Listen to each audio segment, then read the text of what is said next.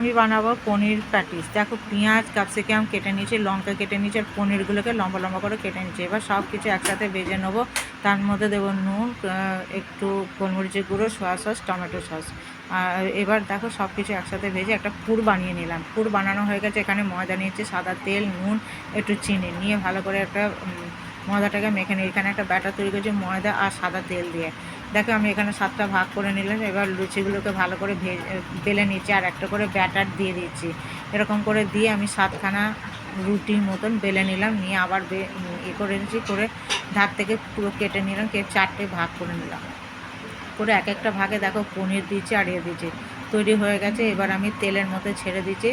হালকা তেলের মধ্যে ছাড়তে হবে আর খুব আস্তে আস্তে ভাজতে হবে, বেশ লাল লাল করে ভাজতে হবে। দেখো আস্তে আস্তে আমার ভাজাটা হয়েই গেছে, আমি তুলে নিচ্ছি। দেখো কত সুন্দর দেখতে হয়েছে। এবার তোমাদের একটুখানি দেখিয়ে দেবো কীভাবে, দেখো কতটা সুন্দর করেছি। এবার একটা ভেঙে তোমাদের দেখিয়ে দিচ্ছি কত সুন্দর খেতে হবে। দেখো।